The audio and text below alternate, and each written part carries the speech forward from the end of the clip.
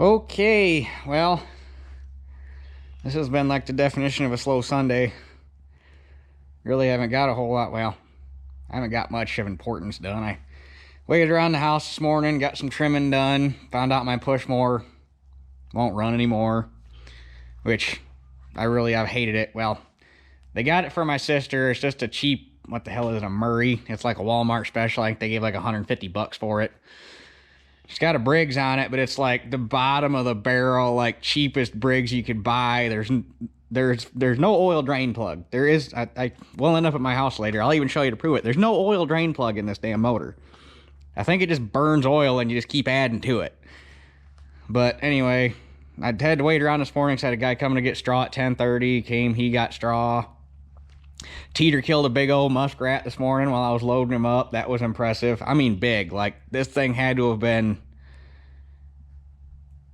like almost as big as her, and she weighs 22 pounds now. So she killed a muskrat.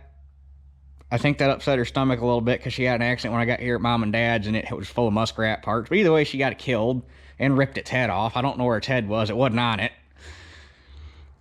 But... and then came over here, got my tow mirrors put on, and then Teeter got microchipped Friday at her vet appointment, so I took time and got that filled out on the internet, so she's all registered in the microchip system, and basically been waiting around for a phone call so I can go do what I'm going to do right now, which is go pick up a new thing. And the little Super 55 kind of needs your leg stretched, so I think we'll take this to go get it. So yeah, time for a road trip.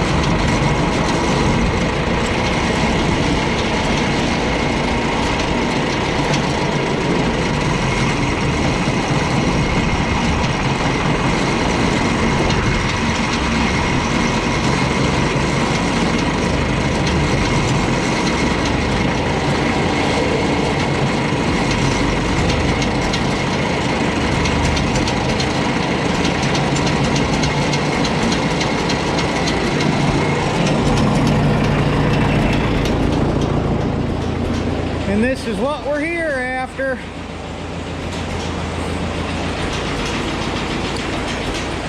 It's gonna be real nice. Although they do kind of got the dang thing boxed in here. This is gonna be interesting. There's a white chisel plow right there too that I'd really like to have for behind the white, but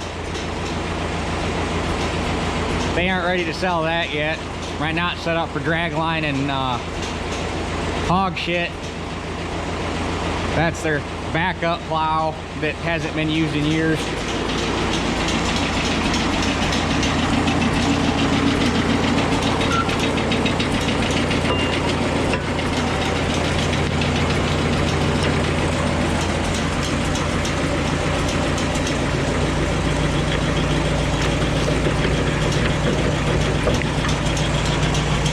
This is an interesting deal.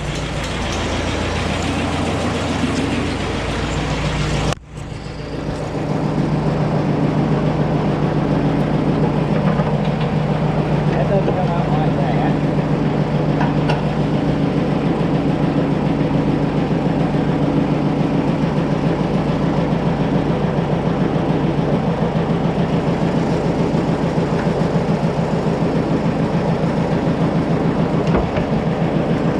Well, that's fun. Oh, there we go.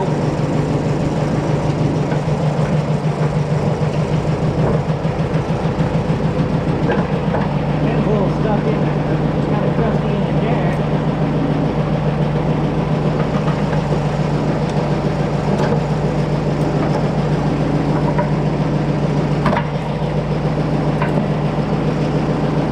I guess give her a little shot of WD when I get over to my house.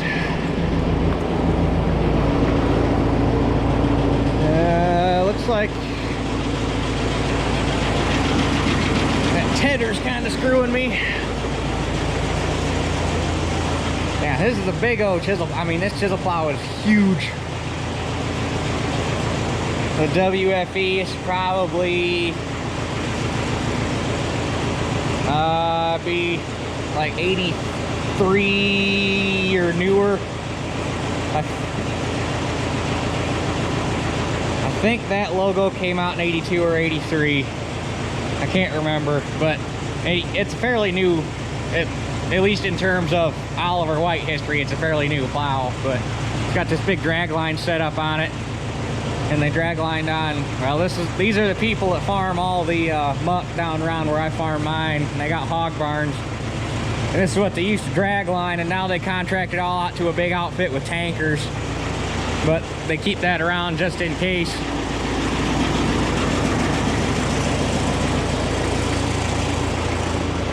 This is a neat old barn. If it was mine, I'd take it, or if I knew them better, I would take you around. Tyler took me through it. It's a cool barn.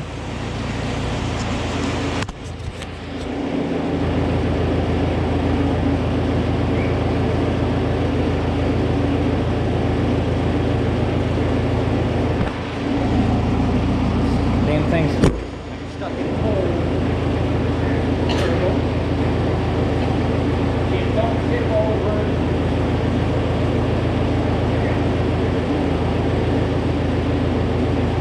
Can't move forward far enough to get it out of its holes. It wants to roll right back.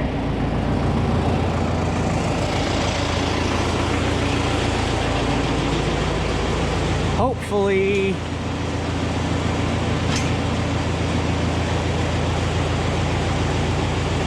Son of a Buick. Wonder if I can roll this rake back. Hold on, let me do a little bit of digging. Okay, we should be free.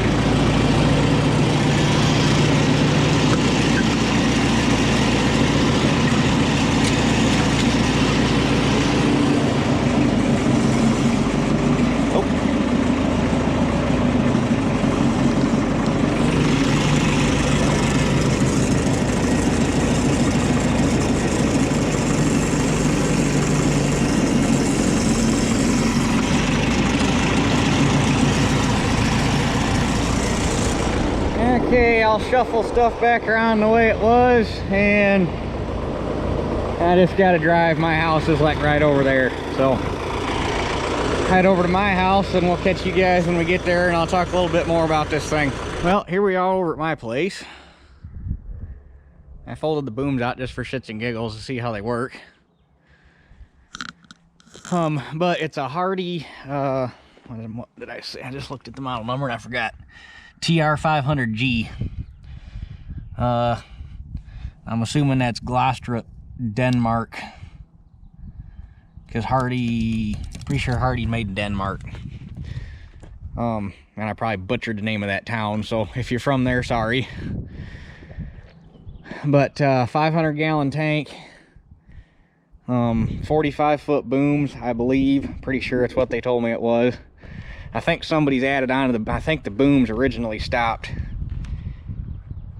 I think the booms actually originally stopped here. No, they originally stopped here.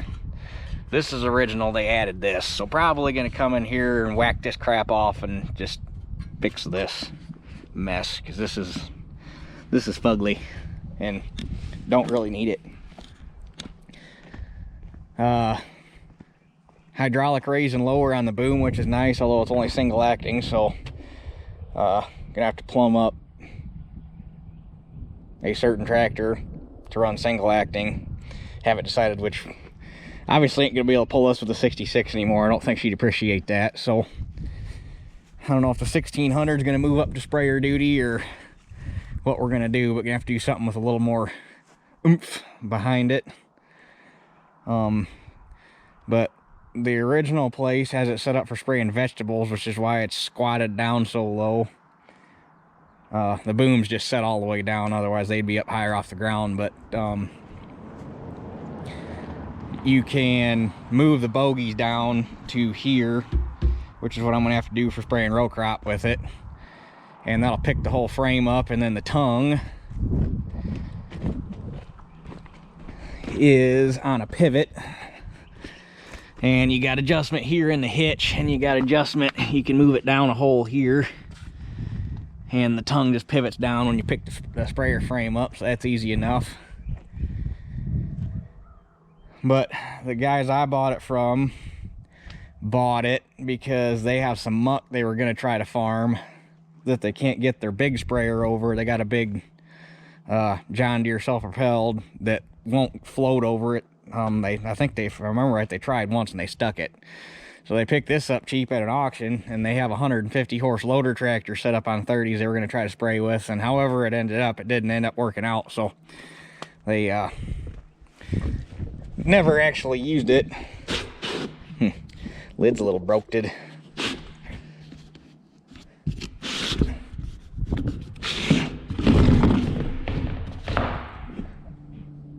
Tank's in good shape. Gonna need a little cleaning. The sump's a little dirty. But they ran water through it and everything worked. So we got that going for us.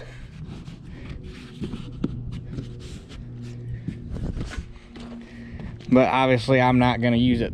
I won't even gonna attempt to try to get it ready to use this year. But I just wanted to, I technically spoke up for it last fall, and I just now got around to getting it. Before I do anything with it, the first thing I'm going to do is put 4 brand new tires on it, because I don't trust those dry bastards. This one's scuffed smooth.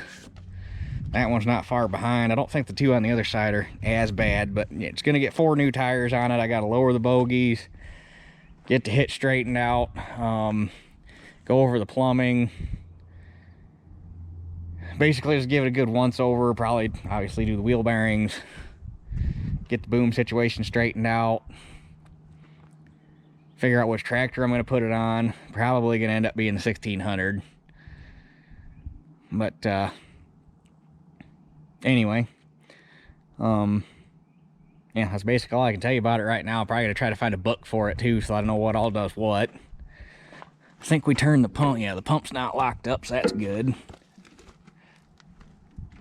Yeah.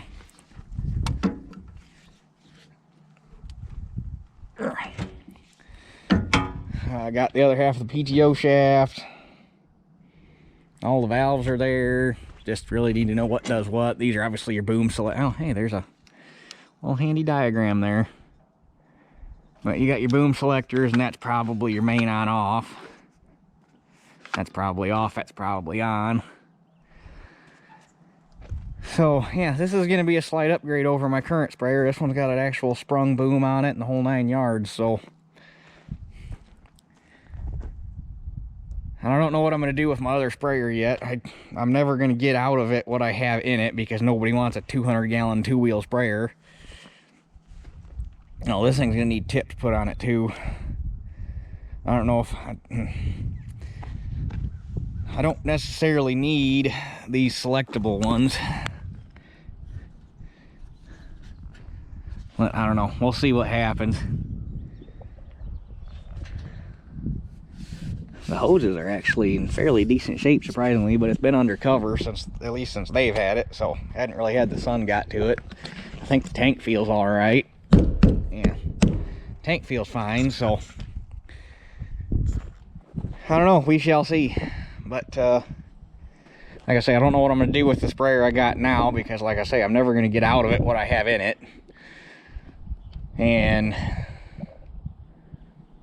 I don't know. We'll see what happens with that one, but obviously I'm going to need it this year, so we got time to figure out what's going on there. But anyway, this thing, as of right now, I don't think my plan was, and I'm going to measure this thing real quick just to see what I got to do, but my plan was going to get the barge wagon out of here. The barge wagon will fit down in the corn crib, and this and my other sprayer I'll stuff back in here, because I don't think with the boom, even with the booms folded up, I think it's narrow enough, but I think it's too tall to go through that door. But I'm going to fold it back up and measure it, see where we're at, and go from there.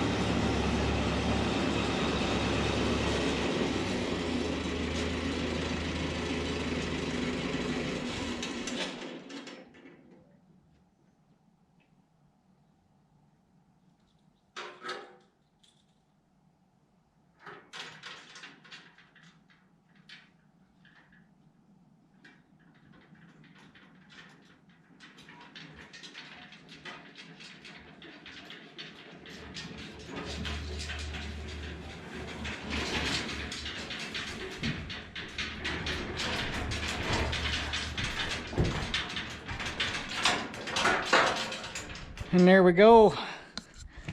Oh, that actually fit a lot better than I thought it would.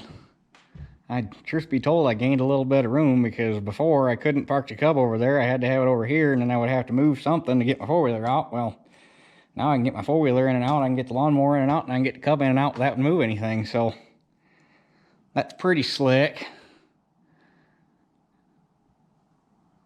So yeah, had the log splitter and my lawn roller were down in there, which I got enough room. I think I'm gonna throw the lawn roller back down in there maybe. But all in all, I'm happy with how that turned out. The biggest thing that stopped me from getting that sprayer sooner was I was trying to figure out how the hell or where I was gonna put it.